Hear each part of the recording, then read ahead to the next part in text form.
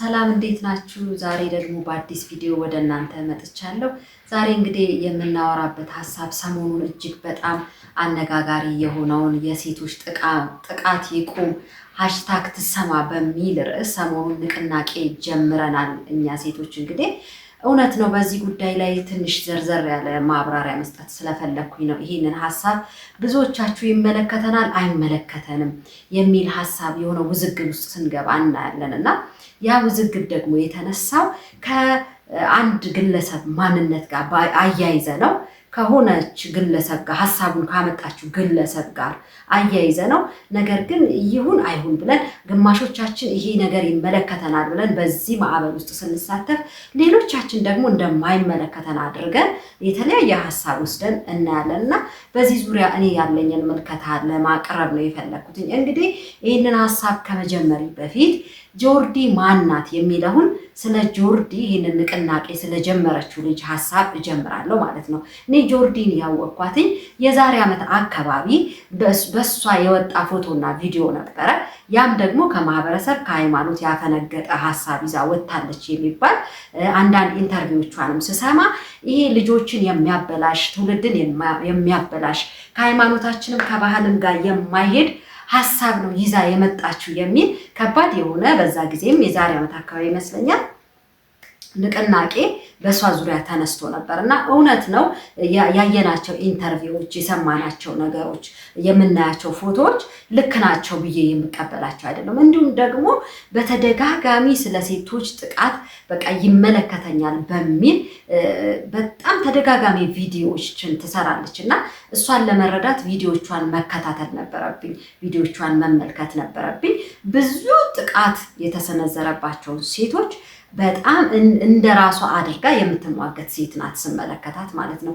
ግን በአንድ አይነት ቋንቋ እየተናገርን አንድ ሀገር ላይ እየኖርን ተመሳሳይ የሆነ ባህል ሃይማኖት እያለን አሁን እያየነው ያለነው ነገር ምንድን ነው?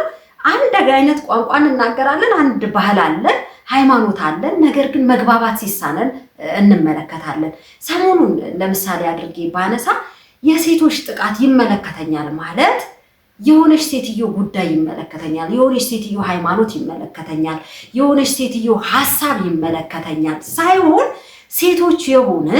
ሴቶች ባንሆንም ደግሞ ከእናት የተፈጠረን ስለሆነን እህት ስላለችን ወንዶንን ሚስት ስላለን እያንዳንዳችንን የሚመለከተን ሀሳብ ነው። ስለዚህ የሴቶች ጥቃት ይቁም ማለት እና በሴቶች ጥቃት ይቁም ውስጥ አለመሳተፍ ምን የሚሉት ነው የሚለው ነገር ለእኔ በጣም ትልቅ ጥያቄ ይሆንብኛል። ሴቶች እጅግ በጣም እየተጠቁ ነው። በተለይ በአሁን ጊዜ ሴቶች ብቻ አይደሉም፣ እነዚህ ሴቶችን ደፋሪ ናቸው የሚባሉ ወንዶችን ጭምር እየደፈሩ አሉ።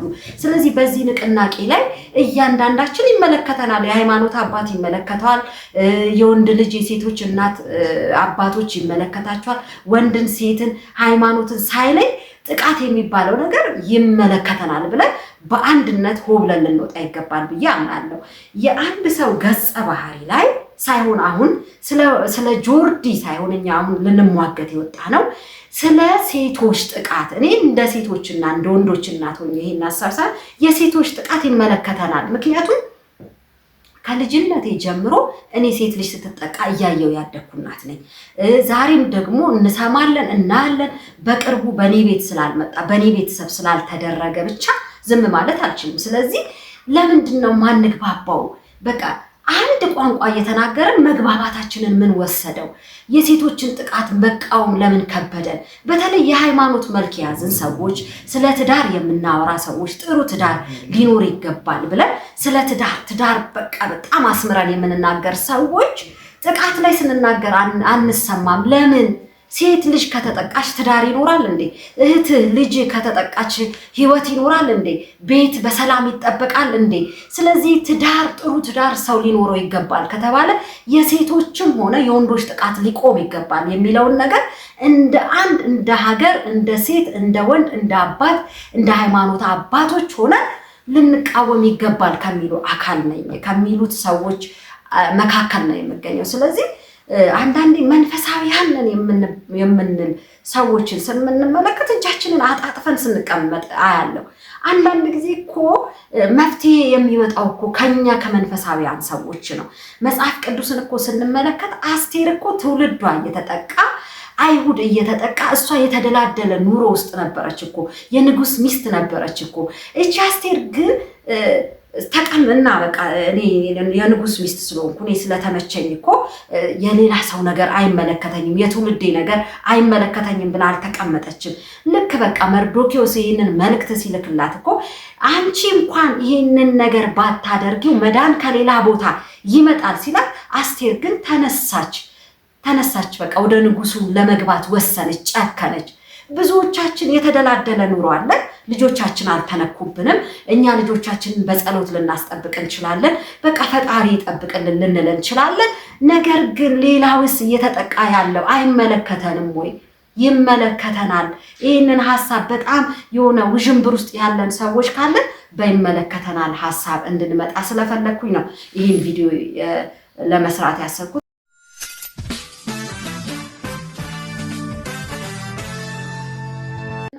የሴቶች ጥቃት የሃይማኖት አባቶችን፣ እናቶችን፣ ሴቶችን ይመለከተናል ብዬ ስለማስብ ነው። ብዙ ትዳር ላይ የምትሰሩ ሴቶች በጣም ስታዘባችሁ ይሄ የፌሚኒዝም ሀሳብ ነው። በቃ ፌሚኒዝም ሀሳቡን መምታት እንችላለን። እንዴት ነው መምታት የምንችለው? ልጆቻችንን በማስተማር በቤተ ክርስቲያን ውስጥ የምንሰጣቸውን ትምህርቶች በደንብ አድርገን በመስራት እሱ ላይ ትምህርት ቤት ላይ በመስራት ወጣት ልጆች ላይ በመስራት አጉል የሆነ ከባህል ያፈነገጠን ነገር ከባህል የወጣን ነገር እኛ መስራት እንችላለን። ይህንን መጥፎ ሀሳብ ወደ ትውልዱ እንዳይገባ መከላከል እንችላለን። ሙሉ ነገራችንን ከፌሚኒዝም ጋር ክርክር እያደረግን ጉልበታችንን ለምን ከነሱ ጋር እንጨርሳለን? እነሱ ያሳለፉበት መንገድ በህይወታቸው ያመጣው ጫና እዚህ ነገር ውስጥ ከቷቸዋል። እነሱንም መናጠቅ እንችላለን። ትውልዳችንን ማስመለጥ እንችላለን። እንዴት ማስመለጥ እንችላለን?